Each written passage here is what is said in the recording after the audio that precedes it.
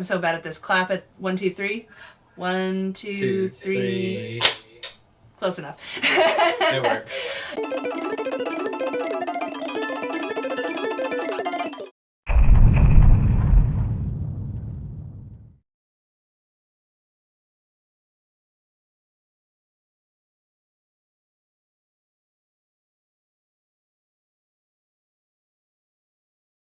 Pose nicely for your thumb shot or whatever expression you want to do. So interesting. Anyway. Okay, so as you can see, it's another interview. I have another lovely guest referred to me by NASA, who I did a video with, and then I did a video with one of his friends, Stormcloud, a disabled sex worker and homeless advocate. Homeless, things to help homeless people. Not that she wants people to be homeless. And those are both really good videos, and I will link to them in the description, and you should go watch them. And now I have a new friend of NASA to interview who, again, this is sort of just a video thrown together. So, hopefully it turns out okay. We're going to make it work. It's going to be fine. So, would you like to introduce your name, your pronouns, your passions, your professions, what you care about, etc.? Absolutely. So I am Bun or Bunny, and I go off of Twitter with LilRopeBun, LilRopeBun, and then I am kind of a jack of all trades, master of none. I'm sorry, my pronouns are she and they. So she, her, and they, them, and then because I'm non-binary and it depends on the day. Today is kind of a mix. I can't really get it down to one. Well, if it makes you feel better, I do think that Facebook and stuff would say that you're heinous evil porn right now and ban you. So that's unfortunate for Facebook. My tits are a gift to the world. Let's be honest here. I know. Chill your roll, censors. Come on. God. I am a part-time sex worker. I've just transitioned in my vanilla career to something a little bit different, which will be starting soon. Passions include art and reading and books, art of all mediums, really. I love video games, specifically factory builders like Factorio and Satisfactory. But I do. We're gonna have to do a video about that someday because hell yeah, let's go. I don't get to talk about that kind of game with anybody else, so it'll be fun. I've spent words are. I speak English wonderfully. Satisfactory came out in September of last year or August. It was not that long ago, and I've put in 750 hours. Damn. Yeah. Well, I mean, it's the pandemic. You got, at the beginning of the pandemic, everyone was obsessed with Animal Crossing. So if you can't go safely out into the public, you're going to settle for whatever you can, whatever you can adventure digitally, and that's just how it is. So your name, LilRopeBun, how long have you been going by that, and how did you settle on that name? So that name, as my handle for social media and everything like that, that was pretty recent. I think I switched to that in October of this past year, August of this past year. Sorry. I'm really big into kink. I love BDSM and that kind of thing, and I am also a rope bottom. So typically rope bottoms are referred to as rope bunnies, and so I also am a little because CGL is a thing. That's caregiver little for those of you who are playing the home game. Yeah, and so I'm a little, and I'm also a rope bun, so LilRopeBun. Why not? Okay, well, I'll ask you what those words mean in a minute. I do think this is going to be a little more of a fetish oriented, sex education oriented video. I'm sure we will get into the whole topless thing, topless equality and everything. Yeah. But at this point, I've done so many interviews that I feel like I want to focus on what's special about that person, but not whatever. I get you. Yeah. So, I just out of curiosity, have you ever heard of the band Steam Power Giraffe? No, I'm sorry, okay. I have not. It's just funny because I know them from a long time ago, and basically their whole thing is that they dress up as robots and they do sort of Beatles-ish some of their music. But what's interesting is that one of the members is a trans woman who goes by Bunny. So it's just kind of funny. Oh, Although love I think that. her real life name is Isabella, but her character is Bunny Oh, or hell yeah. Rabbit. Well, it was Rabbit, and then I've heard her go by Bunny. I don't know. Anyway, so yeah. So you mentioned a lot of things there. So you've got rope play, bottom. I mean BDSM and fetish and everything and kink. I think people have an overall impression. Of course, there's stuff like 50 Shades of Grey where they have a really flawed idea of what it is. And I mean, I'll let you explain it, but I think the biggest thing that people don't understand is consent. Yes, absolutely, absolutely. It's much like just regular old plain Jane sex. Consent is everything, and it's paramount. Like it's the epitome of what makes kink run. Because without consent of somebody like saying, "Hey, yes, you can hit me with that like spoon or whatever," like there's no kink at all. Yeah. So people Then set it's their just boundaries. sadism for sadism's sake, not as a enjoyable activity. No, without consent, then it's abuse or assault. Well, that's what I mean. Sadism as in like the Mm. definition, of someone who causes harm, who gets pleasure off causing fear and harm. Sorry, Right. No, I you're don't good. mean sadism as a kink word. Okay, yeah, I'm thinking of it as in the kink word, which like that is a whole other thing. Yeah. BDSM, for those unaware, or at least like moderately unaware, is bondage, dominance, submission, sadism, and masochism, which kind of Yeah. covers the broad spectrum of kink. And it's like a big umbrella term. Kink and BDSM are used interchangeably. Kink, just because it's like a super easy word to say, that's 2 syllables instead of 4. Yeah. So, yeah. So how would you so for instance, one of my previous videos that I did was with a guy who wanted to expunge some myths about cuckolding, the fetish cuckolding. So I would think that cuckolding would count as a kink, but not necessarily BDSM. It is actually an element of BDSM. It has something called power exchange, which basically refers to the power dynamic that's in dominance and submission. Oh yeah, that makes sense. Yeah, so in the act of like the female partner cuckolding the male partner or the submissive in that situation, then they Oh are yeah, exchanging I feel power. silly for not thinking about No, it. I mean it's something that you don't really think about until you think Yeah, about it. because everyone thinks BDSM and they think physical, Yeah. like collars and pain and everything, and Oh yeah, like you absolutely. said, submissive or whatever.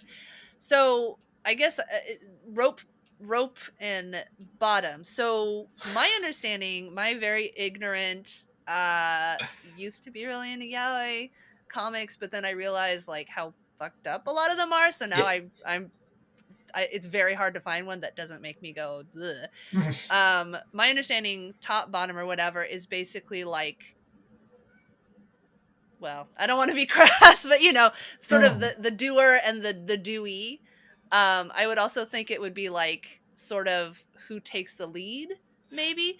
Like, how do you define top, bottom, switch, etc.? Yeah, absolutely. So the first thing to kind of break down there is that a disclaimer that language does not fit everybody unique. Like it doesn't fit everybody the same. So what it means to what it means to me may not mean the exact same thing that it means to somebody else. And it's just kind of the broad disclaimer that I like to put out there. But typically, at least in my experience, dominant tends to be the person who is doing a lot of the action slash planning slash doling out punishments or rewards, depending on like what your structure is. And then like the submissive is the person receiving, or the stuff is being done to. Bottom is much the same. I tend to think of that as like a more sexual thing rather than like BDSM doesn't have to be inherently sexual. It can be you just get tied up for the sake of being tied up, and you don't have to have any kind of sexual interaction at all. Some people absolutely need it. Some people can live without it, and some people want nothing to do with it. Like they just want to be tied up, or they just want to be spanked, or they just want to be like choked or whatever. So it depends on everybody's kink and what their relationship is, and again, consent. But those are what those things kind of mean to me. I tend to be the submissive slash bottom. So I like for sex purposes, if we're imagining things, I'm a trans woman. So I have the current genitals of an assigned male at birth person. And I tend to receive and bottom for anal. I don't top or Demonetized. Just kidding. I'm not allowed to monetize anything. So that's why this stuff goes on, goes on Trom, because Trom is not, they just don't want people posting pro-Nazi, anti-vax stuff on there. They're fine with like actual this and everything. So thank you, Trom. Big thanks to Trom. That's awesome. Yeah. So, talking about, people sometimes just wanting to be tied up or whatever, back in San Diego, we had this friend group that would have parties sometimes, and I was never like, really like do acid type whatever, but I really liked talking to people. And one of the guys that would come to the parties, his whole thing is that he would tie people up as they wanted. And like he was very slow and methodical about it, and he had the skills to do it properly. And it was funny because I'd watch people in the group, like some of them had been tied up basically at every party, and it was like, fine, whatever. But he, sorry, I was thinking of someone else, but he would offer it, and there was like this range of some people were used to it and they didn't, act weird at all, to like, oh, I don't think I ever could, and then they do it, and it's like it's not that big of a deal. Like, it's not, okay, you agree to it, so now you have to go through the whole thing. You can stop at any time and he'll, undo you or whatever like that. And I personally never volunteered. I feel like getting restricted kind of triggers my, fight or flight response. Yeah, absolutely. But it was fun watching him too. It really is like watching a performance, like, someone spinning on silks, because they have this very methodical, like, you memorize how you do certain rope setups. Oh, absolutely. Absolutely. And the other thing that makes me sad about conversations like this is that I think it's important for us to talk about these terms and what they mean and stuff, because our society, and not just our society, a lot of societies in the world are so repressed that you're talking about, sometimes people just want to be tied up, but it's not a sexual thing. I bet you the majority of the people who might watch this are going to be like, how can you get tied up with that not being a sex thing?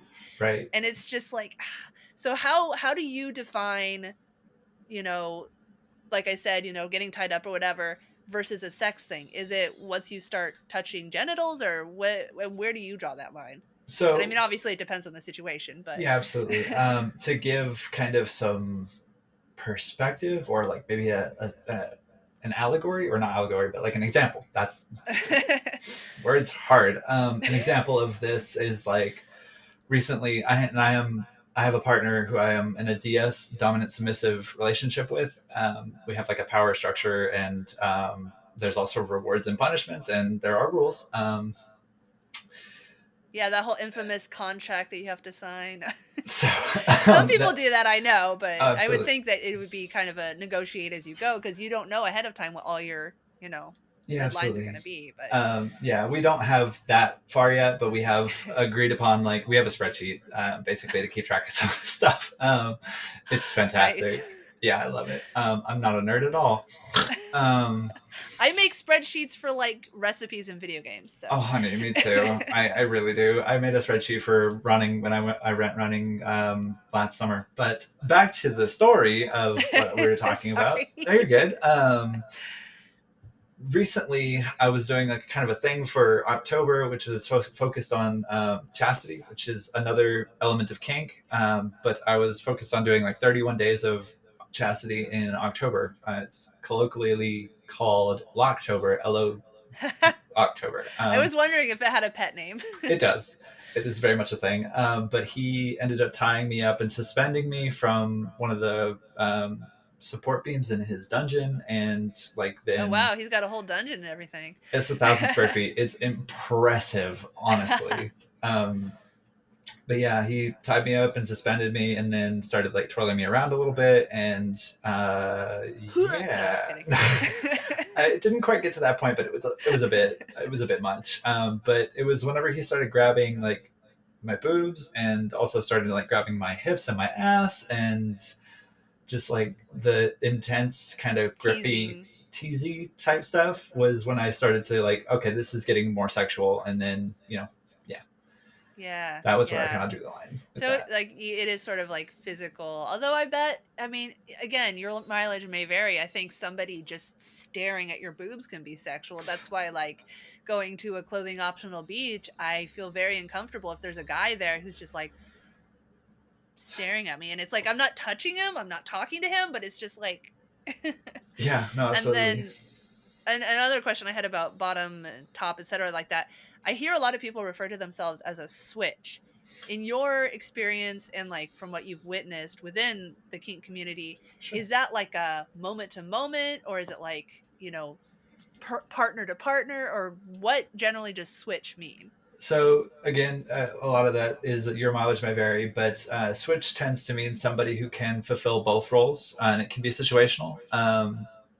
It can be something that's like premeditated and agreed upon. So like one day somebody's like, "Hey, I want to top for rope," and then the next day the other person is like, "Okay, well, it's my turn to top for like leather or for other things like that. Like let's do pet play, and you're going to be my bottom. Like you're going to be my little puppy or something like that." And switch, I am not a switch. I've never thought of myself as a switch in either like the sexual sense or like in the BDSM kink sense. I've never been a switch except for one category, which is one of my passions is caregiver little, which is CGL.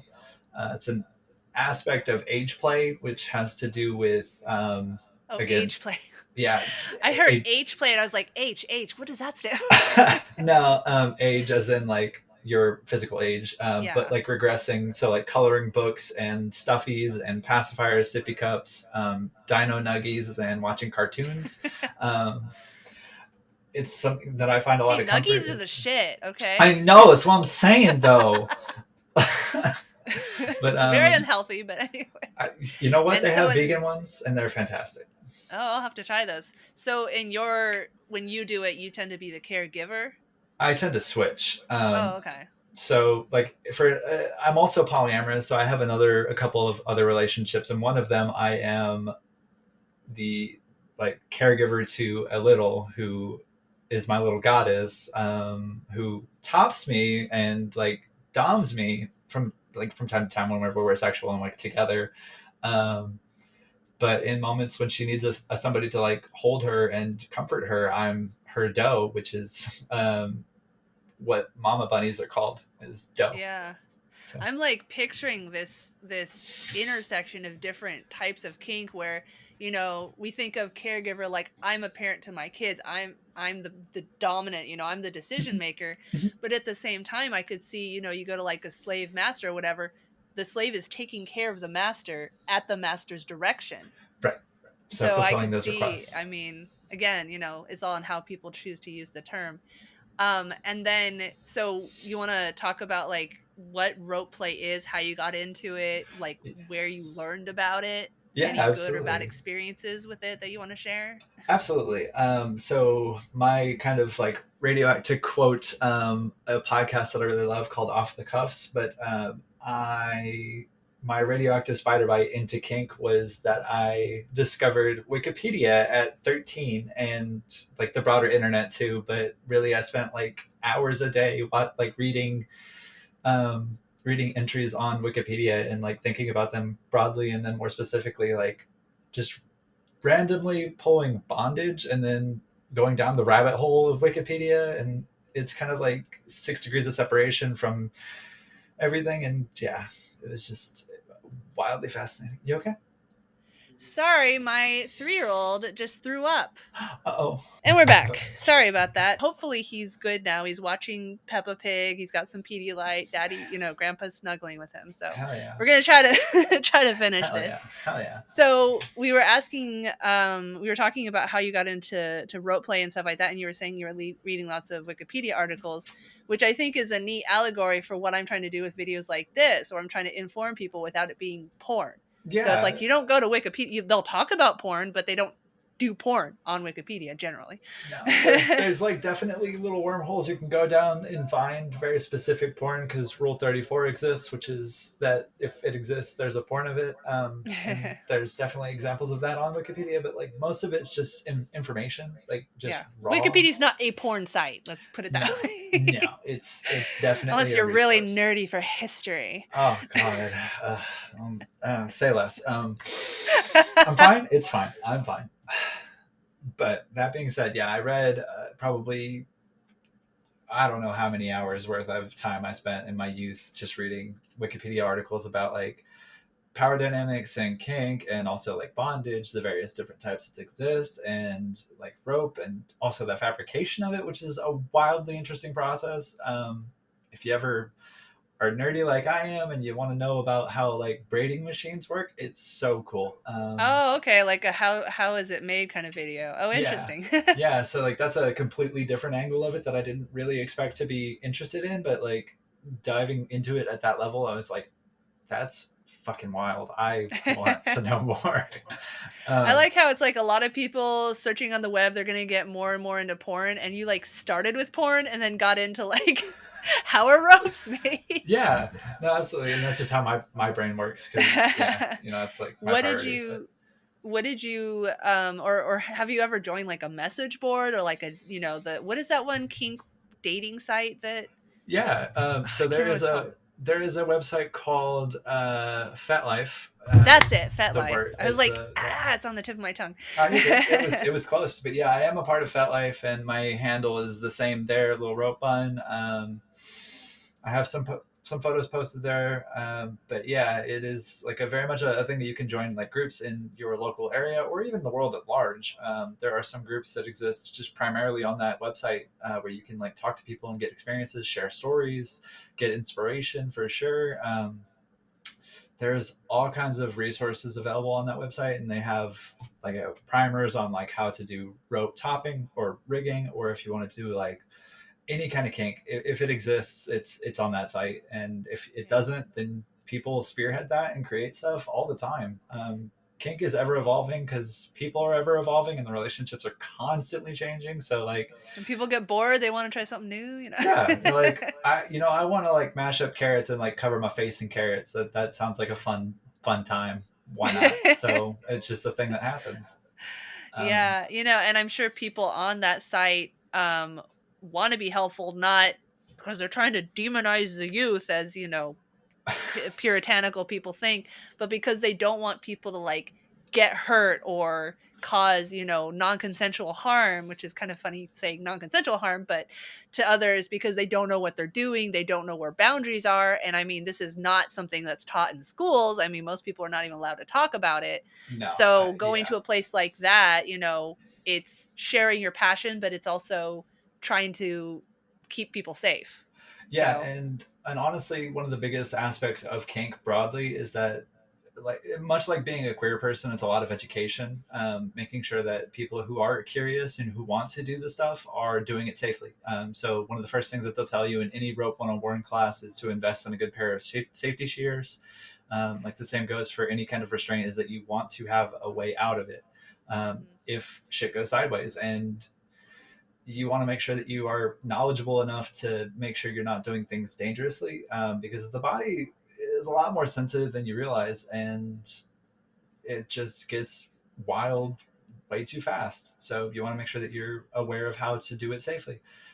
Like you might not even know you have a trigger until it gets triggered, and then all of a sudden you're like, actually, I don't like this. I want it to end right now. Yeah, absolutely. And like, there's no shame at all ever in safe wording out, which like safe word tends to refer to the aforementioned consent, which a lot of people like myself use what's called the stoplight system, which is green, yellow, red. That's what the cuckolding guy was saying too. So yeah, sorry, go ahead. No, you're good. There can also be a completely different set of words, or just two words. There could be like stop or go, or if you've already talked with your like top or your dom or whatever your person is, you could just say like, oh yeah, my word today is kumquat. If you hear me say kumquat, stop what you're doing and check in with me, or whatever it might be. But, Yeah. Yeah, I know, like in popular media and stuff, they make fun of the safe word a lot, where it's like, rutabaga or whatever. But I mean, I think it's great. I mean, especially as a woman, being told from childhood that I should be demure and give the men what they want, and if a boy calls me shit face in school, it means he likes me and all this other stuff. And having a safe word is like a very clear way to say, I don't like this, slow down or stop. You don't have to be like, well, does she really mean no? It's like, my safe word is rutabaga. You better fucking stop right now. Like, when this word happens, when you hear this word, you stop whatever this shit is you're doing and you pay attention to what's going on. Yeah. No, yeah. When consent violations know, are like, a bad thing. Yeah, because I mean, even, I haven't really done kink, maybe someday, but just in regular sexual situations, I still have that wanting to please my partner thing. And it's very hard to fight against, even though I think he wants me to be honest. And like, if I'm not enjoying something, he'd rather me tell him than just pretend. But it's so hard because I don't want to hurt his feelings. Oh, I feel that. And because sorry, I'm like talking about myself. I promised I wasn't going to do that. And go ahead. All right, I'll finish this and then I'll shut up. I for a long time thought I was asexual because I have such a hard time forming sexual interest in people, let alone romantic. So I was just assuming I was asexual, and like, my body just isn't that responsive. And so I feel bad when someone's like trying and it's not doing anything. So a lot of times I'll just be like, yay, it's great. It's like when they cut your hair and you hate it, but you're just like, yay, it's great. Like, I've endured this whole process, so like, it's fantastic. So you were on Wikipedia, and then you started going to like FetLife and stuff like that. When did you have your first, in the flesh experience? Absolutely. So as I say, Wikipedia from age 13, and then I kind of just let those feelings sit and didn't do anything. Ruminate. Yeah, just kind of let them sit in the back burner, and then it wasn't actually until after I transed my gender that like I actually felt comfortable enough to explore that in a way that was in accordance with me. And so the first time that I actually did anything in the flesh was a party in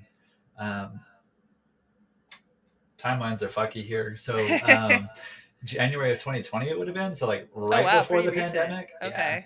Yeah. And I went to one party and I bought them for rope and some impact play. I got some really amazingly delicious bruises. I love marks on my body. I obviously you should go tattoos. Paintballing then. You'll get lots of I'm sure I would enjoy that. I might just like stand still and just let people pelt me. I want to see a comedy skit of that where they're like they actually life BDSM, but they're too embarrassed to say it, so they go to paintball. They get their fix in paintball.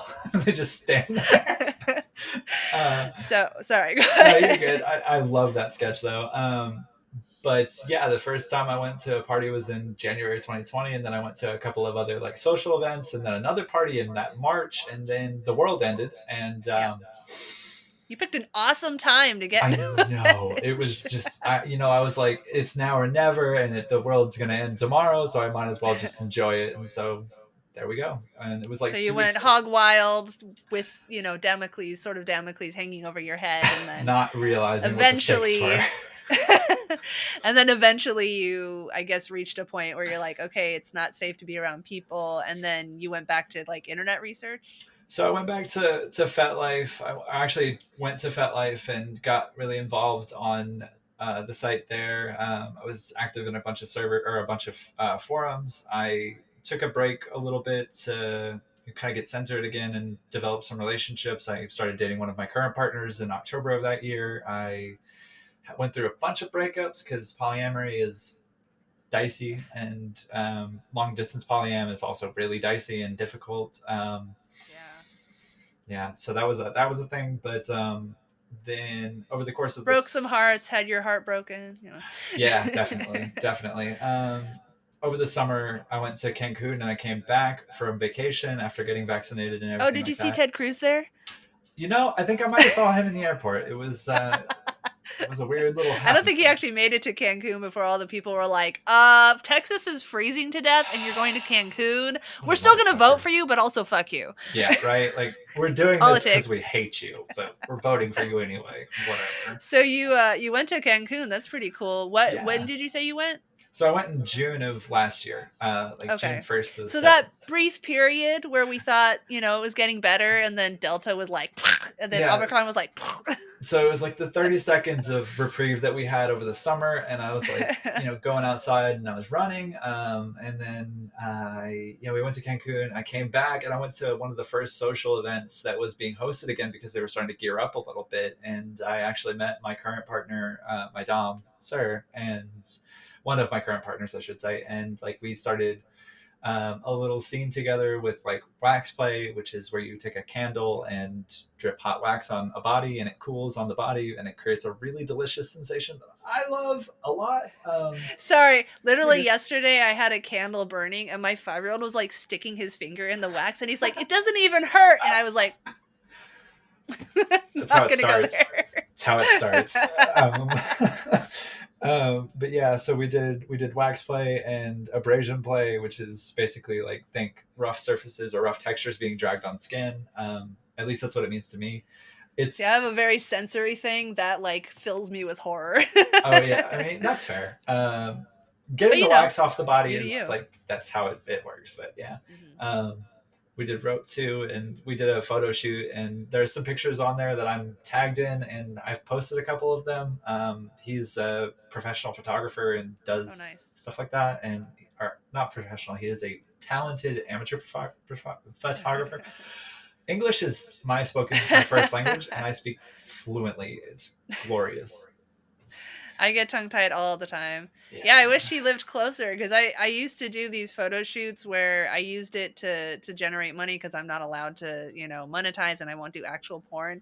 And I have had a really hard time finding a photographer who knows how to, is experienced taking photos of someone, naked without being gross about it. Yeah. And unfortunately...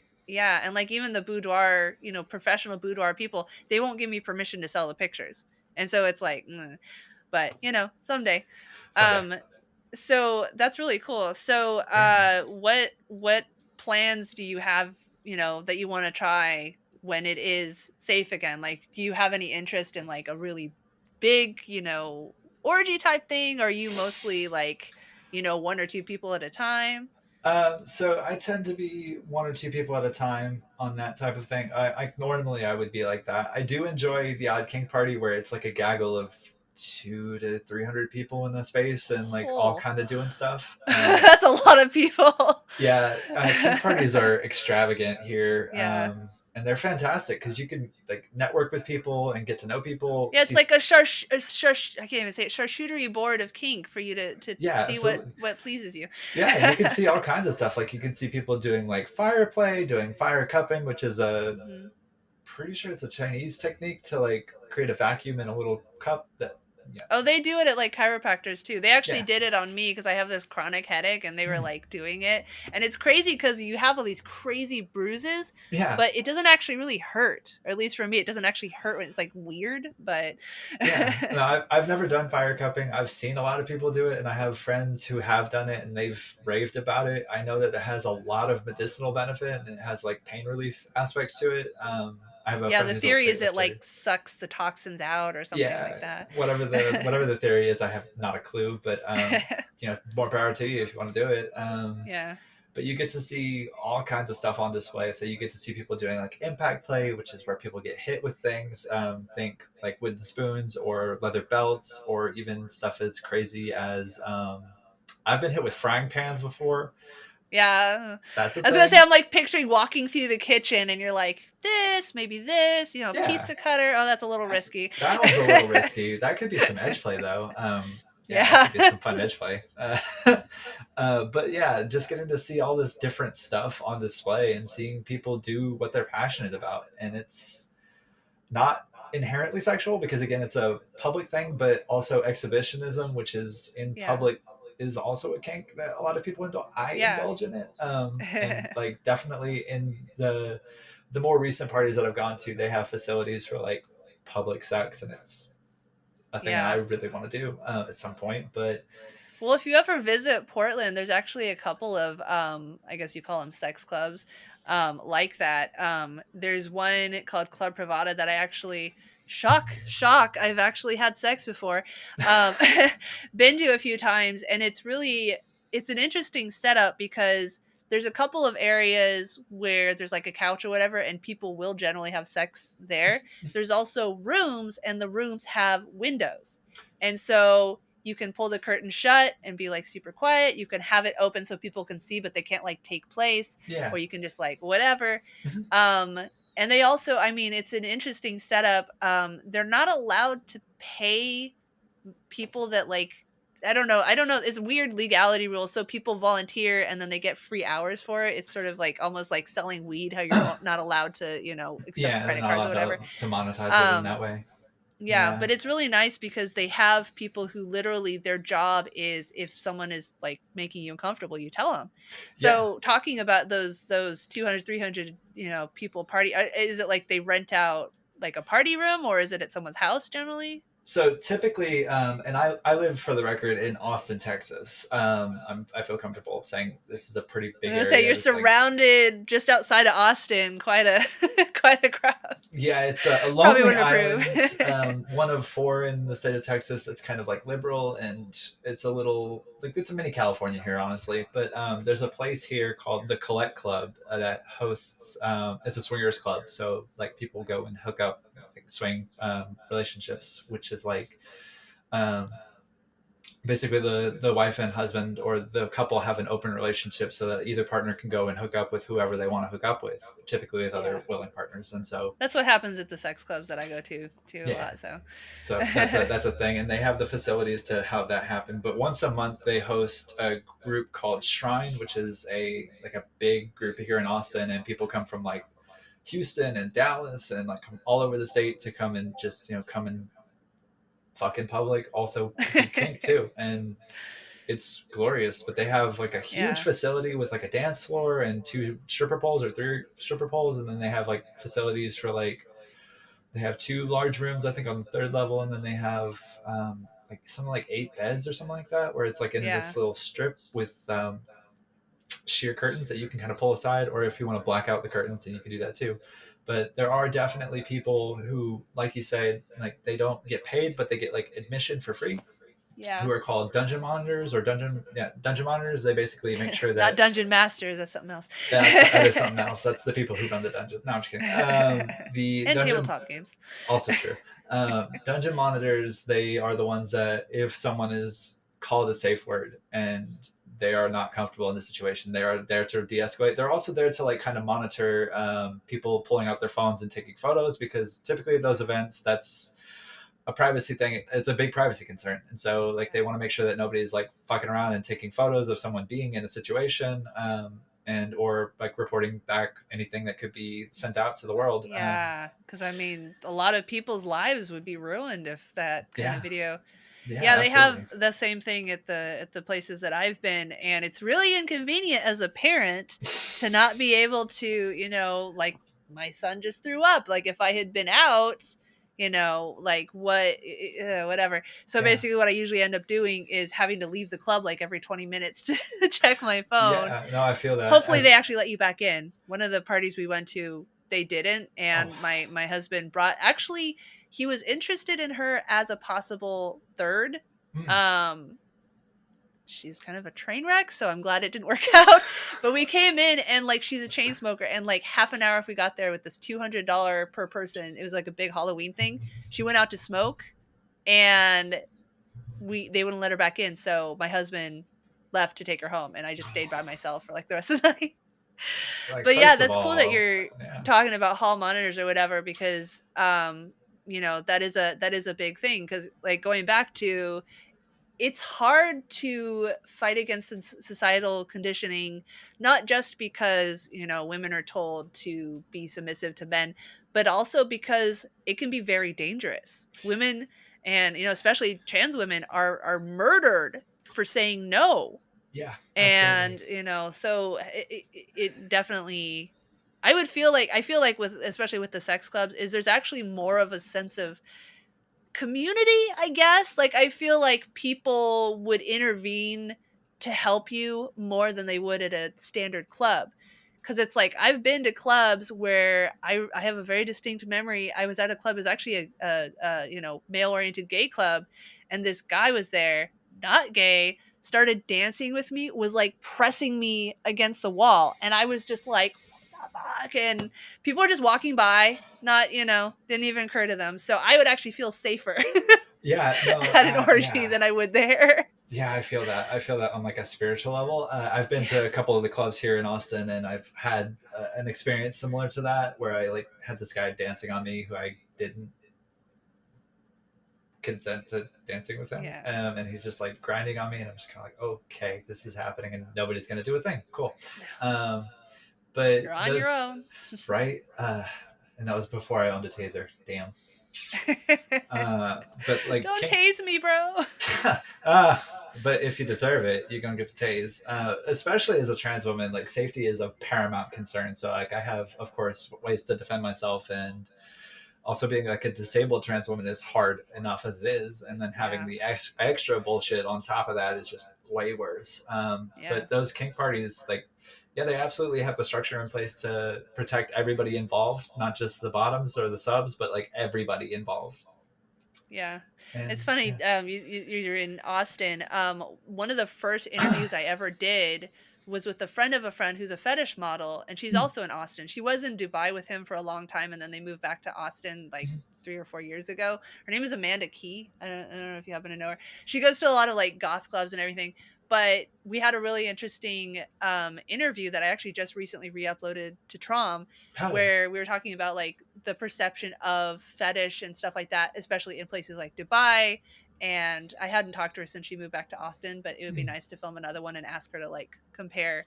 Yeah. So you're talking about, sex work. That's actually a good segue to the other thing I wanted to talk about is, what kind of sex work do you do? What have you done that you decided you didn't want to do anymore? Is there something else you want to try? Any stories you want to share? And like you said, like safety, that was a big thing with my Stormcloud interview, is talking about being a disabled sex worker. You're at the mercy of your client, and that's just terrifying to me. Absolutely. So what kind of stuff, what are you into? What am I into? We kind of already talked about that a little bit with the kink, but no, like, experiences, how you got into it, etc. Yeah, absolutely. Mostly of how I got into it was kind of a passing fancy. I had thought about like starting an OnlyFans for a bit, because I take a ton of photos of myself to send to partners, and also to like post to trans specific places that I like get a lot of affirmation and get gassed up a little bit, which is nice. Like, it's confidence boosting, and like, it's affirming to be seen as attractive by people. And I would assume your response in places like that would be better than just like putting it on 4chan, where most of the people are going to be horrible to you. Oh yeah, no, absolutely. And like Reddit is kind of a place that goes back and forth on like, oh, like this person is hot, or like, oh, like you're a man or whatever, which is like, you're sucking carbon dioxide through that straw. Stop it. Just let people be what they want to be. It doesn't affect you in any way. It costs you nothing to be kind. It really doesn't. But that is a big benefit of the internet, is being able to find safe spaces. I hate how that's become an insult, but places where you don't have to have this iron, skin going in. Yeah. You can be more gently introduced, because you have people who already put up with that bullshit, who will shut it down if it happens. Yeah, absolutely. And that's a big point in the internet's favor. Now you do have to be careful of being sucked into, conspiracy theory rabbit holes, which is whole other thing, whole ass other thing. But I definitely started with like that kind of way. So I was taking a ton of photos of myself, period. And I think on my phone and my iCloud account, I think I have like 22,000 photos on my phone. Do you do the thing where you'll take like 500 and then only post one, that a lot of people apparently do? I have not a clue what you're talking about. The stereotype is like an influencer or whatever. Oh yeah. Like they'll take a million pictures trying to get that perfect picture. Whereas I I was am just like single shot. I look like shit. Whatever.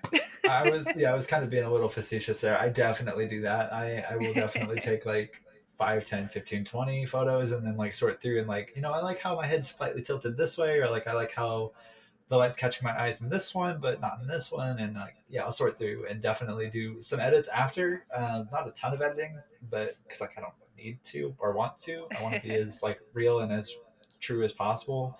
Mhm. The makeup right now is because I've been on a makeup kick where I've been trying to practice and hone my skill so that when I want to be like all hyper femme and everything like that, and I want to like stunt on people at whatever restaurant I go to, I can like whip that out and I've got that right there in my tool bag.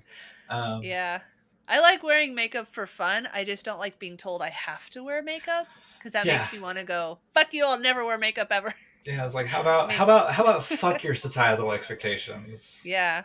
When you do go out femme, what kind of clothes do you like to wear? This is totally off topic. I'm just curious. That's all right. It's completely off topic at this point, but that's all right. I like to wear dresses. I really, really love a good bodycon dress, body contouring dress, or bodycon for conforming dress. Yeah.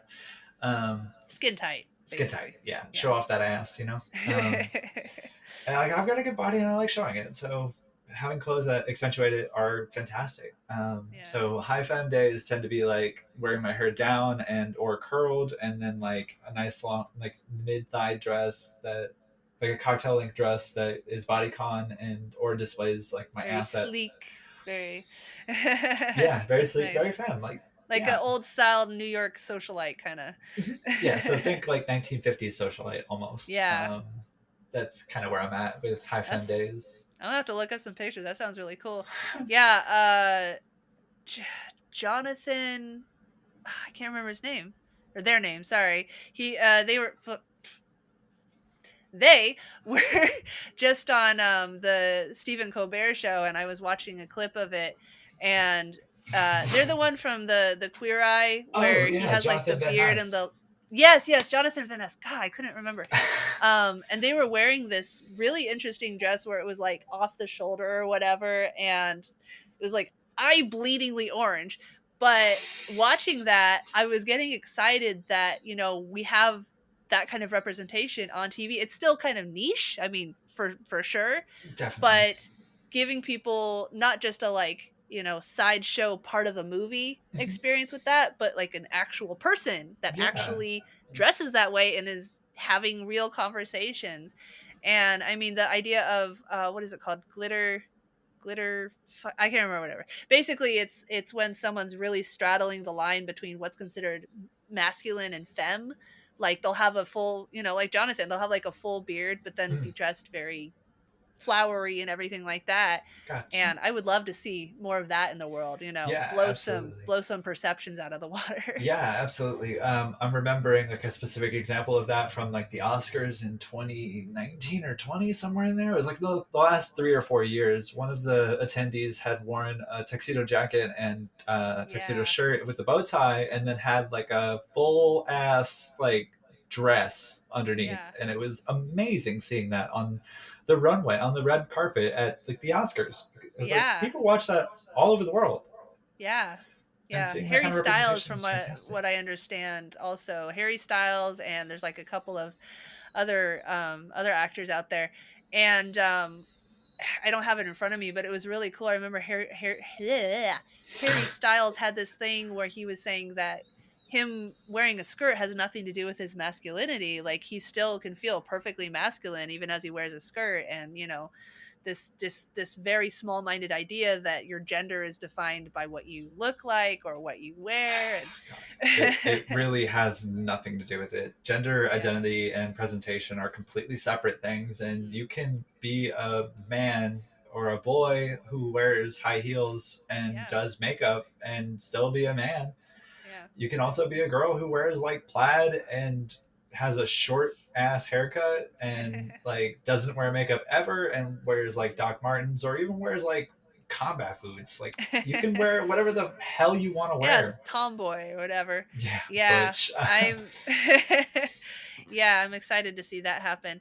Yeah. So sorry, we No, were you. talking about your experiences and your introduction to Yeah. doing sex work. So you started with taking a lot of pictures, and you liked the response, and you were like, might as well make some money off of I this. was like, That's yeah, actually might as well I did an monetize interview this. with Eden Blair, who's a porn star, Mm, not I'm aware of you. adult actress, Yeah. but she basically said that, you know, is like, I'm gonna be objectified anyway, might as well make some money off of it. So Yeah, honestly, like I get. So I for about 3 years, for up until recently, I worked retail in a hardware store, which was a fucking experience during the pandemic. Holy shit. yeah. I'm assuming you got a lot of conservative type people, It did. especially in Texas. Especially here in Texas. But the more alarming part was that I'd have a guy who would like stare at my chest because I like to wear clothing that's like low cut because I have a good body. I like to show it off, but like not to the point where I'm being objectified like crazy at Yeah. work. Like that's just gross. Don't hit on your waitresses or your hosts at restaurants. It's bad. They are required to be nice to you. I It's know. that's like the whole guys like, oh, she said hi to me. That means she wants to fuck. Incorrect. Like, Wrong friend. yeah. So I would get like straight up leered at in retail environment, and so I'm like, I'm being objectified here. I might as well charge like five a head on the internet and like let's go. And so I started an OnlyFans and then started promoting it on Twitter, and I took a Twitter account from about 150 followers in like June or July and August to like I have 9,300 right now on Twitter. Yeah. And a handful of Twitter's a subs funny on. beast in that it's one of the only platforms that allows me to even post topless, but they also allow like hardcore porn. But at the Yeah. same time, they banned me for having a breastfeeding photo for my profile picture. So they're still like, but definitely a lot more sex worker friendly than Facebook and YouTube and Oh yeah. Instagram and Yeah. so Yeah. sorry. What were we talking about? So we were back to how I got Oh into yes, you were sex work getting and leered everything. at, and so So you yeah, decided to turn it into a profit. yeah. So I was like, all right, well, I'm gonna get objectified. I might as well like be objectified and be paid for it. So that led to me starting OnlyFans and then doing a bunch of promotion and stuff on Twitter. And I don't know what factor, but like an order of magnitude, my Twitter following to almost Yeah. 10,000 now. And yeah, I've been doing it for about three months now. Yeah. So not a crazy amount of experience, or like not a ton of experience. I don't, as a rule, go out to like meet people and like hook up just randomly Oh because yeah. I That's don't dangerous. like. For One, one. it's really super dangerous here in Texas, and then on the second side, like I don't form just random sexual trysts. Like I have to have an emotional connection to the person before I'm able to like trust them with my body in that way. Yeah. At least sexually. With kink, that's a different beast because I can take a fist or a punch or whatever, but like Yeah, I yeah. know. I understand the difference. Yeah. Yeah, one of the things Stormy was saying in my interview with her is that, you know, the legalized versus decriminalized sex work, one of the important things is that sex work has a very low barrier currently. So people who maybe are in a desperate situation, or maybe they just, you know, are tired of working hard so that a CEO can buy a third yacht, Right. and so they want to get into it. And if you legalize it, then you're forcing people to have to get like licenses and give all this opportunity for, you know, prejudice and stuff, whereas decriminalizing it kind of leaves it open ended, and they don't have to operate under the fear of, you know, if this, say that, you know, you have a client and he wants you to do whatever and you don't want to do it, he could get revenge on you by reporting you to the cops.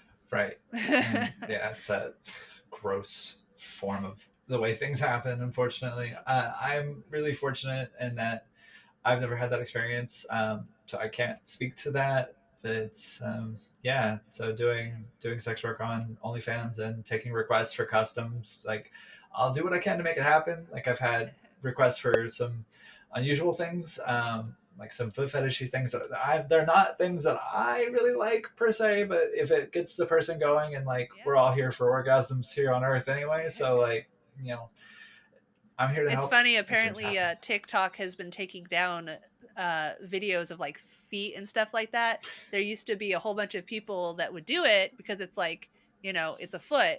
But now TikTok's taking it down as sexual, and it's like, Jesus Christ. Like, is that sexual? You just It's decide a anything foot. sexual, and so you I don't get it. I really don't either. It is wacky. I do not at all understand it. But yeah, that's kind of the story of how I got into sex work, and I would love to see a lot more decriminalization around the country, so that things are more open-ended that way. I know that there are, like, revenge porn is absolutely a thing that exists, and it's disgusting. People who do that are, I have low opinions of those people. Yeah. I mean, we're passing rules on it, but you still have to deal. Well, it's the same thing with like rape allegations, where you have to like prove that they did it. Hopefully, it'd be easier to track. Like, oh, it's on his Facebook or whatever. Right. Yeah. Literally, I actually just got a message from someone, friend of her friend, is a sex worker, but she had a guy that she was dating. Like, she did some photos for him, and so he, for some reason, decided to like posting them all over Reddit and everything. Yes, she's a sex worker, but that doesn't mean that she wants it just out there for anyone to find. Right. I mean, first, you're losing revenue. Second of all, at least you can have some control on who finds it, because just because you're a sex worker doesn't mean you want your friends and family knowing that you are. Absolutely. And that's like definitely a thing that my family is not aware of, at least as far as I know. It's obviously subject to change, but it's good that you go by a pseudonym. At least it's good that you go by a pseudonym. So. That's how it is. But the tattoos are pretty recognizable, I'm gonna be honest. But with all that being thank you said, for your bravery for doing this video, and of course, hopefully we don't have any crazy stalkers that are gonna try to dox you or anything. Can't really stop it, but no, unfortunately, I would prefer that not to happen. If it does, we'll cross that bridge when we get there. That's a reality of the internet. Yeah, it really is, unfortunately. But so would you, do you feel based on cultural upbringing, I'm assuming, do you feel like you would be ashamed if they found out, or just embarrassed, or would you just be like, yep, I'm a sex worker, deal with it? Like, what do you think your response would be? Yeah, absolutely. Realistically, going over just kind of like my family has had a hard line on, like, we don't want to know your sexual activity or your sexual history, which is like, I feel that, like, if you don't want to talk about sex with me, that's fine. I like talking about sex. I think it's one of the things that, like, we all got here through sex. Like, the reason that we're all watching and like being a part of the things that we're a part of is because someone way back when fucked, and here we are. Or at least we're fucked. And, like, so like it's a thing that happens, and it's a part of life, and it's a part of nature. Like, the pets that we have, the birds and animals that we have in the world, like, that's sex is reality, unfortunately, or fortunately, depending on your perspective. But my family has drawn like a pretty hard line around that. I don't think I'd be embarrassed. I don't think I'd be ashamed or anything like that. I'd just be like, yep. I know that it would be an uncomfortable thing for my parents to deal with, which is unfortunate. And I'm open to having those conversations in a productive manner where I'm not going to be like shamed or like ridiculed for lowering myself. And like, I don't hold my body in any kind of religious sense as paramount. So like, like the Bible, I was raised in a Christian household, so like the Bible is the paramount epidemical text that like sets the standard, the tone and standard of like what things should be. So like, don't commit adultery, don't like have frivolous sex or whatever. But like, how about I don't live by somebody else's rule? Your own, your own ethics and standards, and like, how about I like have some life experience and I can decide what's best for me? And then this 2,000-year-old book written and edited by men cannot dictate. Edited and you got like the King James version and everything like that, where it's like, all dependent on like one or two guys' perspective, absolutely. And like, I have never once ascribed myself to like, this is a holy text and like it is gonna run my life. Like, there was for sure a moment where I was like trying to pray away the gay a little bit, trying to like fight some of the little queer feelings that I had as a baby back in the day. in the dark ages, where I was just kind of like, I'm not, I couldn't be, it's not me. I couldn't, I couldn't. So let me just dive into this 2,000-year-old book and get my worldview from that. And Yeah. subsequently, my like fucked up perspective had to get like deprogrammed and everything like that, because that book is wild. And it's so bad, but Yeah. yeah, so I decided that a long time ago that I was just gonna kind of do my own thing, and like, you do you. Your religion is your religion. It's not my religion. I'll do whatever I want and perceive whatever I want to be as holy, and that's how I'm gonna go. Like, I'll be cool. You be cool. If you're not gonna be cool, you're not gonna be in my Live life. and let live. Yeah, like Yeah. absolutely. Like, just let it be. Honestly. There's a person on Twitter that is actually the first trans person period that I ever did an interview with, and she basically started the ex-evangelical movement. Her name is Chrissy Stroop, Okay. and we talked about that in the interviews that I did with her. Being raised in a very religious household, being taught a lot of shame, having to fight against, if I give it, if I identify as gay, then I'm going to go to hell and all this other stuff. And not going to get super into religion, but I find it sad that you would be raised and taught something that just because you do this thing, you're don't deserve happiness. Like, it's just Yeah. I Yeah. wouldn't want to I Absolutely. wouldn't want to teach my kids something like that, but I was raised basically agnostic, so Fair. I a little bit envy you on that, because I feel like you probably have a better worldview than I did for a long time, and it's only through like the power of the internet writ large and exposing myself to differing viewpoints than what I had when I was being raised, yeah. has led to my formation of like my own morals and ethos of how I operate in the world. And Yeah. yeah, Well, that's, again, like, people that don't want people, they don't want their kids ending up a certain way. They just shut down information because to them, it's not, my kid is already gay and now they're finding a, way to feel comfortable with themselves. It's, my kid is straight, but if he looks at gay porn, he'll turn into, a gay person or whatever. And I mean, you kind of have that happening now with the critical race theory bullshit, where it's like, if we never teach them that slavery existed, then, they won't. Well, I guess, because we're going on over an hour. I don't know exactly, because I had the thing with my kid, but if you want to, maybe just talk a little bit. I mean, how much is there really to say? But for people who maybe haven't seen any of my previous interviews or videos, like, well, we kind of talked about it, like, when does it become sexual? But when do you think rules against, toplessness or full body nudity or whatever should exist? Like, where would you draw the line, or do you not have a line? Do you think people should be able to do whatever they want wherever they want? absolutely. That's a great question. I'll vamp here a second.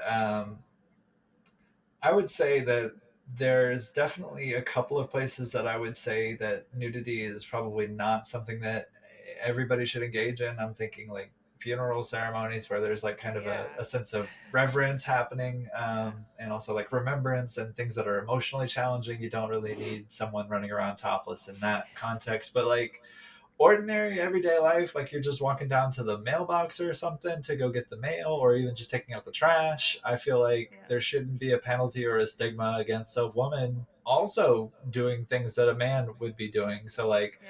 mowing the lawn, for example. It gets hot outside. I'm not sure if you're aware, but there's like a big ass ball of gas in the sky that's kind of burning all the Yeah, we time, and had it, 117-degree day in June here in Portland, so yeah, sign me up for no thanks, dog. I'm good. We had, yeah. I think last summer we had like a month of over 100-degree days, like Yeah. continuously, and it just got And snow. unbearably hot.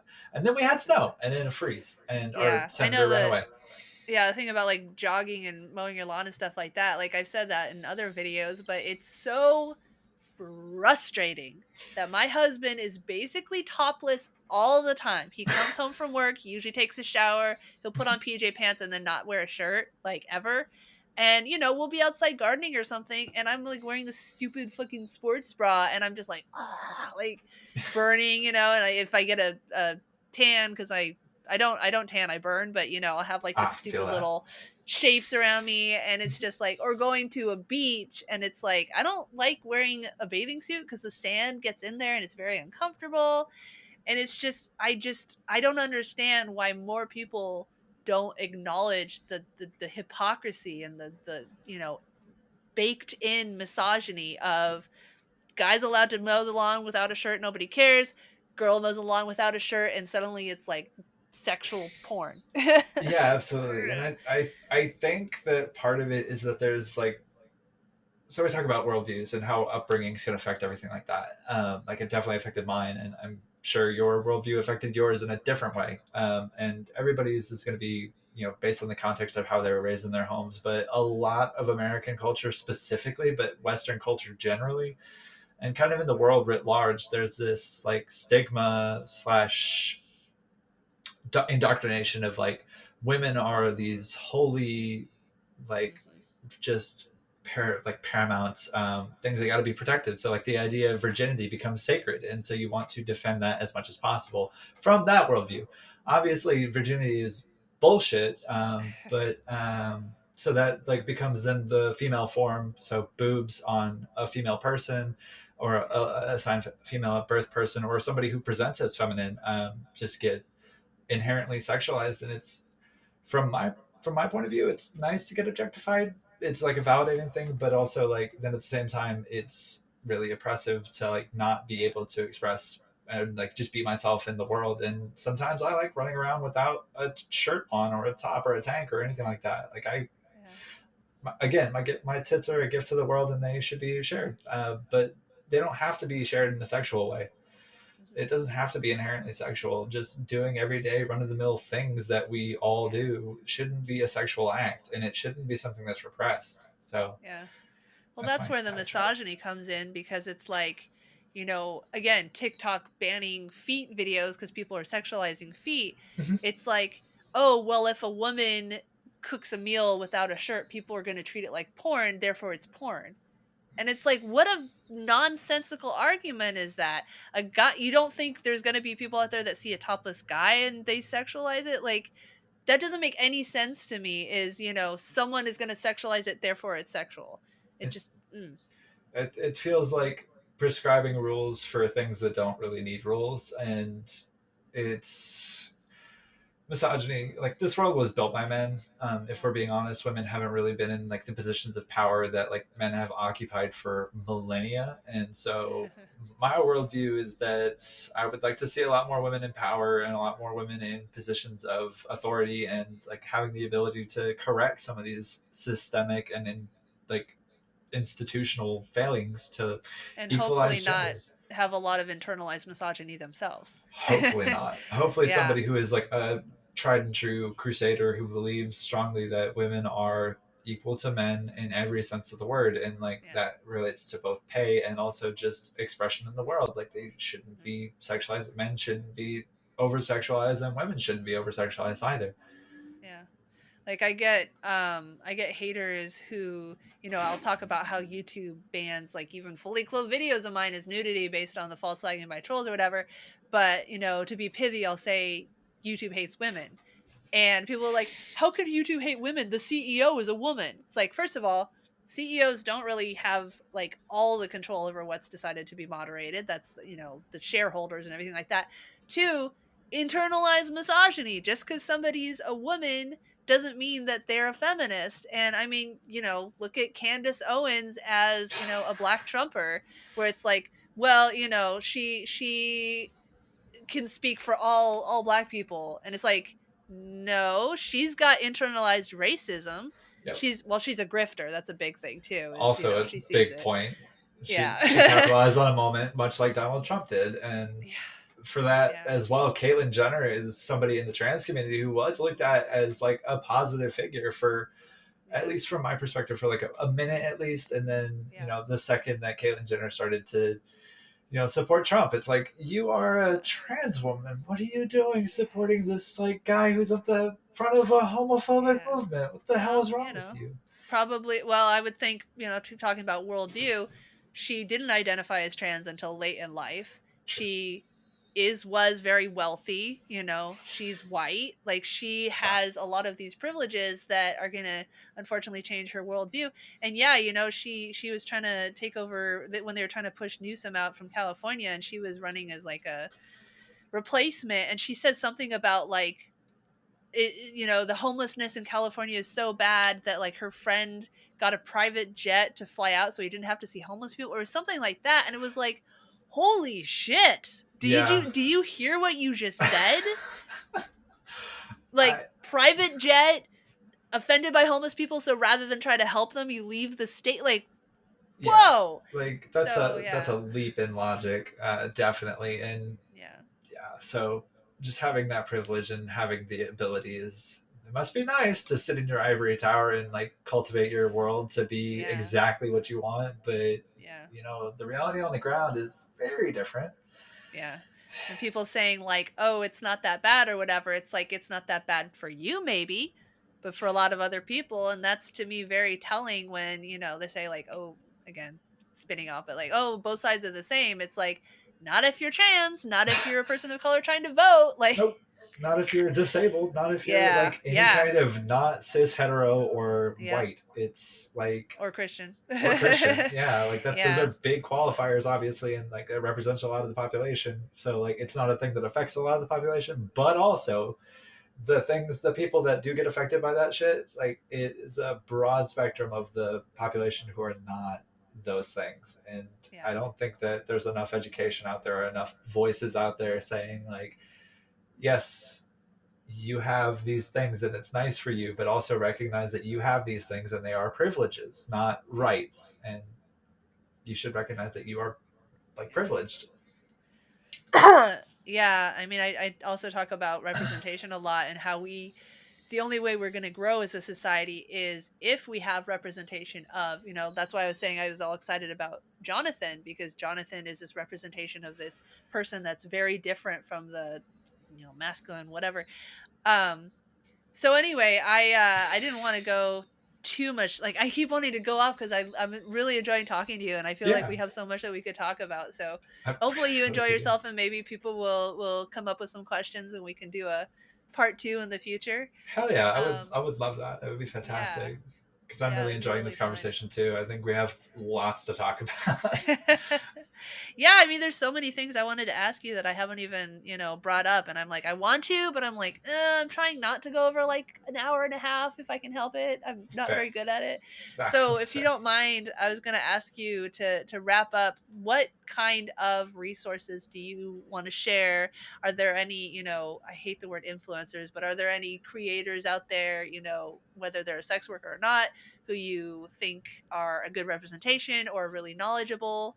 Yeah, absolutely. And organizations or anything like that that you think So, deserve a shout out. so I will shout out a couple of different organizations and also like a couple of individuals that I'm thinking of. The first group that I'm thinking of is like PFLAG is a fantastic resource for finding out a lot of information about queer resources. So like, you know, the breakdown about pronouns and why they're important and like how we use them in conversation and you know that kind of thing, as well as just like a whole wealth of of information about like LGBTQ, which is lesbian, gay, queer. Or, I'm sorry, lesbian, gay, lesbian, bi, lesbian, gay, bi, trans, queer. Sorry, I know what the acronym means.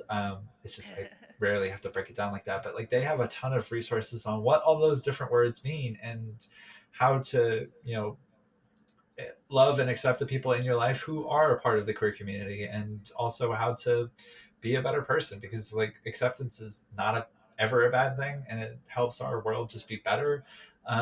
There's Dispelling also, myths.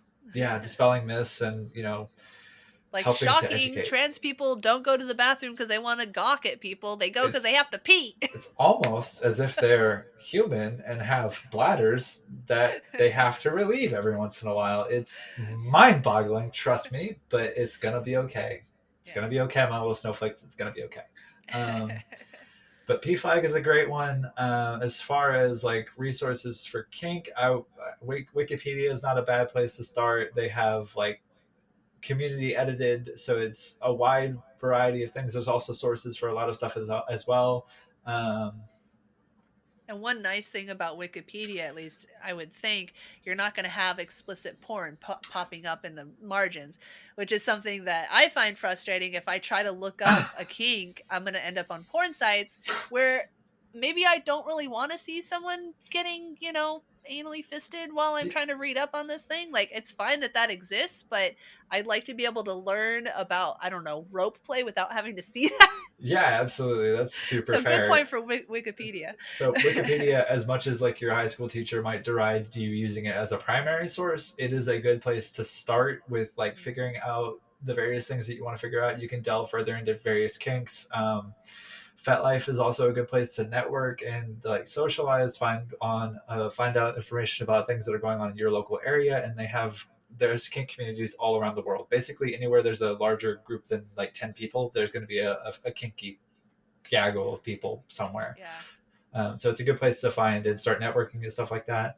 Yeah, talking about FetLife, one thing I wanted to mention earlier, the reason that something like FetLife is such a good resource is you have to be somewhat committed to go to a place like FetLife. Mm-hmm. If you were to just post on a generic dating site, if you post who you are or any identifying factors, it could be very easy for someone who's not going to be cool with it to find it. Yeah. So there's no guarantee that they won't go to FetLife, but odds are if they're deeply offended by, kink, they're not going to go there. So another important reason why you might want to go to FetLife instead of putting it out there on a, generic, absolutely. Anyone can find it. Yeah, absolutely. And so those are 3 good resources that I think of right now. As far as influencers or people who are living the life and being representations for everything like that, I'm forgetting what his first name is, and I feel like such a bad queer for this, but or you can look it up if you want. I could just edit this out. That would work beautifully, because he transgendered just a couple of days ago, or like a couple of months ago, and it was like one of the most glorious things because he's been in a lot of movies that I really love. So like he's important to me, and I feel ashamed. Like I said, I'm a bad queer. I want to make sure I have the right information. But Jonathan Van Ness on Queer Eye, the current one on Netflix, is a fantastic representation of what it is to be like non-binary and to be somebody who is gender non-conforming. And yeah, he apparently has a new show coming out. That's what they were talking about on the Colbert Show. It's Jonathan Van Ness is Curious About, or something like that. And he said every episode is basically something that he's curious about. So one is, trans, gay, that kind of stuff. Another one is like ice skating and like just really random things. And again, representation. I really appreciate having you and having videos like this, but I think it would be great also to just like have one talking about video games, not have it necessarily be focused on, because you're a person. There's a lot going on with you besides just, I'm trans. Everything I do, everything I think about is being trans. So again, yeah, like having something like that show with Jonathan is going to be a really nice stride forward, I think. So I think so too. Having that representation where it's just exploring Jonathan's interests. Yeah. Getting to know him as a person. Jonathan just happens to be a GNC non-binary human. Again, a human with interests. Shocking, I know. But the person I was thinking of. It's good when you do have content creators or whatever because a lot of content creators, people will follow them because they're interested in what they're talking about, but a lot of times it's because they fall in love with the personality and they they become they think fondly of that person. They think of them as a friend, which if they're not super famous can be true back. Like I definitely think of the people I interact with a lot as friends, but it's the same thing with like people on the spectrum and everything like that. Is a chance to get to know someone who has that aspect of themselves instead of only being able to see what the Hollywood gods decide is allowed to be in a TV show. Right, so, absolutely. And if you think of anyone else that you want to shout out, I'll add them to the description. And I mean, I'm really behind on YouTubers. I don't really watch other people very often, but if anyone watches this and has someone that I should check out, go ahead and leave it in the comments, and absolutely.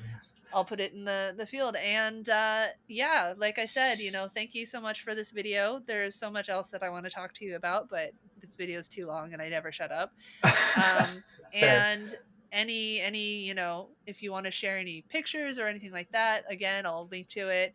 What I've been doing right now is I put the actual version of the video up on Trom, Okay. and then I make a version to put on YouTube where I put a handmaid's hat and smock photoshopped over my whole body and over my whole guest body.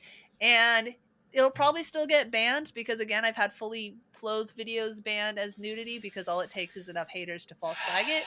But I feel like at least when that gets banned, it gives me like a perfect example of how fucked up algorithmic based moderation is. Yeah, absolutely.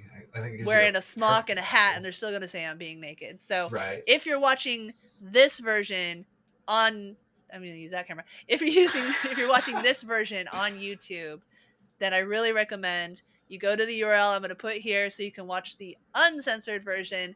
Not because, I mean, it's exactly the same video just without the smock. So it's not like, oh, it's gonna be them actually having sex through the camera somehow. It's exactly the same video. But all right, that's about it. Thank you. I don't. Of course. No, Cleo, it's been great talking with you, and like I would love to do another one of these where we just talk about whatever, like video games or stuff like that. I could go on for hours about the video games that I love. Same. And I'm obsessed with games. Are you on Patreon? Have you tried Patreon? I have not tried Patreon before. So Patreon's kind of finicky. They actually supposedly have faced some backlash as far as like being anti-sex worker. They don't allow you to post porn to their platform, but you can post naked stuff as long as it's marked naked, Okay. As long as it's like flagged NSFW or something like that. Yeah. And so, I mean, you could post like a, non-sexual, like, I mean, I think you could even probably post like pictures of rope and stuff like that. It's just one's body parts start going into each other. But you could like, if you did a photo shoot series or whatever, you could be like, here's a taste, go here to buy the full thing or whatever. You just have to I would be careful about being dependent on it because as with all centralized platforms, they could just delete your channel. Immediately just revoke your access altogether. Yeah, no, that's interesting. I hadn't that. I've heard good things about Ko-Fi, but I haven't. Coffee? K-O-F-I? They specifically say like no nudity or porn in theirs. So I mean you could try it, but again, it's sort of like the disabled sex worker, like someone if they don't like you, they can just report you and get you taken down. But you can try it, Definitely try it and use a VPN IP changer if you have to. Yeah, just constantly like dodging under the censors. But if you do Israel now. Yeah. If you do set one up, like anything I can do to try to help you, I appreciate I'll do that. And you might I don't know if you have already, but you might be interested in like talking to some of the other sex workers on Twitter, especially because I've talked to numerous ones on there, and they so far have been basically like the coolest people ever. They're super chill. I'm in a couple of different promotion groups with like a bunch of them, probably close to 200 or 300 of them. And there's random conversations that happen throughout the day or throughout the course of the week or whatever. And honestly, they are some of the coolest, most down to earth and like realist people I've met in a long time. And well, they're not all so sexually repressed that they're like afraid of accidentally revealing a true aspect of themselves. That's my fucking jam though. Like sex shouldn't be like a super holy act. It's a thing that everybody on the planet does and has done to get to where we are. Somebody before us did to get us where we are. So like I don't hold it as a paramount like pinnacle of the mountaintop relationship stuff. Like it's sex. It's fucking. It doesn't matter to me that much. Like it's great to have it, but it's not. Yeah. And also don't maybe don't make it like the only thing in your entire life that's important to you. I mean, it can be very important, but like maybe also have a hobby. Like like explore a passion, crack a book, watch a movie every once in a while. It's a thing do you some can do. Gardening. All right. This is me saying goodbye. Thank you for everyone. Thank you for watching. Thank you for the video. And I look forward to seeing how your fans react to the video and hopefully they learn something new. I hope so too. I hope so. I hope somebody learns something and, check out all those resources. The last thing I want to throw in there is Jonathan Van Ness is a fantastic resource to kind of like look at and see representation. I'm recording a video. What's up? Okay, bye. Sorry, so you were saying a last resource? Yeah, so the resources that I mentioned before, like Wikipedia is a fantastic resource to just find out the basis, like the Reader's Digest version of whatever it is you're interested in, on anything in the world subject wise, especially kink. Then FetLife to start networking, PFlag for queer resources. Jonathan Van Ness on Queer Eye for Netflix is a great representation of somebody just living their life and exploring their passion and doing their thing. Also, Elliot Page. If you've Yeah, ever I was watched thinking. fucking Yeah. Juno or like any of those movies, like he's fantastic. He's great. He's on Twitter and he's funny and he's great. Yeah, the Umbrella Academy, I noticed that they changed his name. In the credits, they actually went back in and they changed it to Elliot, which I thought Yeah, was really cool that was to, really sweet of the producers to go back not and be do. using the dead name. Yeah, Okay, all right. but I'm gonna stop we'll end recording this. now. Hell yeah.